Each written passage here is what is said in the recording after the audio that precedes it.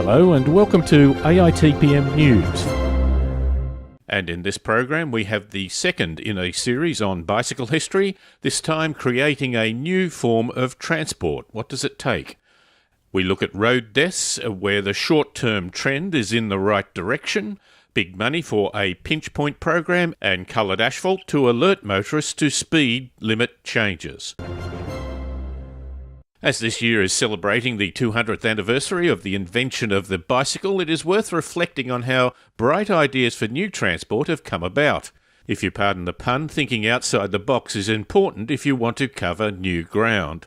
Part of the legend of the bicycle is that Carl von Drass, the person attributed with inventing the first self-powered wheel device, saw an ice skater and reflected on how fluently she moved across the ice. He thought that by adding wheels under himself, he could move more efficiently across the ground. Henry Ford is attributed with saying that if I had asked people what they wanted, they would have said faster horses. Actually, there is no evidence to suggest he said this, but it is still an interesting thought. AITPM member and Western Australian branch president Jacob Martin goes further back in history. He has noted that in Norse mythology, Odin's special horse, the best among horses, has 8 legs. The premise is that if 4 legs are good, then 8 legs must be better. Drawings of what such an animal would look like do not give any confidence in terms of efficiency. Next week we will talk about the thoughts and opinions that were raised to oppose cycling, especially for certain groups of people. They have nothing to do with how cycling is now being used, and some opinions we have now may not be representative as to how this mode of transport might be used in the future. Sydney, for example, is finally getting a bike sharing scheme, but it will not be one with specific bike docking locations. More of that later. There was a total of 96 road deaths in Australia during the month of May 2017. In comparison to the average over the past 5 years, the current figure is 10% lower. During the 12 months ending May 2017, there were 1,226 road deaths. This is nearly a 3% decrease compared to the total for the 12-month period ending May 2016. Presently, the annual rate of deaths per 100,000 population stands at 5. Compared to the figure for the 12-month period ending May 2016, this is a 4% decrease. There was considerable concern at the end of last year that road fatalities were going up. The long-term trend shows a general decline up to about 2012, and then a 2.5-year period where the rate fluctuated between 80 and 100 deaths per month. July 2015 was the start of higher monthly figures. There has been considerable discussion about the issue of distraction, with young people texting being a prominent image in the media. When the fatalities were trending upwards, the figures indicated, however, that increases were appearing in the older age groups, many of whom are embracing the new technology in their own way.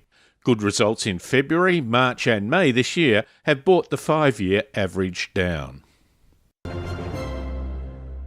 The New South Wales Government has committed over $825 million to fixing pinch points across Sydney's road network.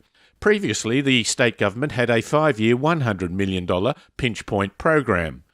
Projects to help ease congestion at pinch points include widening small sections of road or intersection, lengthening turn bays, adding extra turn bays or turning lanes, replacing heavily used roundabouts with traffic signals, and installing closed-circuit television cameras and electronic messaging signs to help manage traffic and provide real-time information to motorists to help them make informed travel decisions.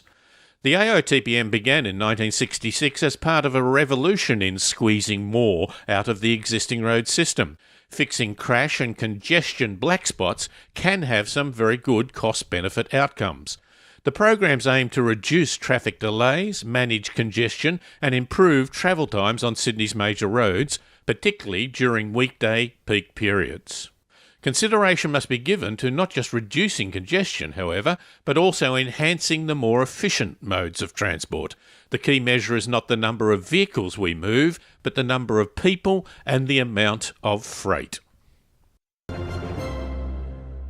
Dubai's Roads and Traffic Authority has started colouring the asphalt pavement on streets where there is a change in speed limits.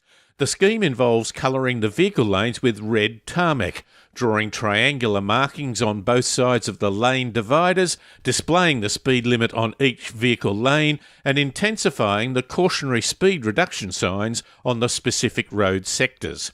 The first location was Oud Methar Street, in the section where the speed limit is reduced from 100 to 80 kilometres an hour.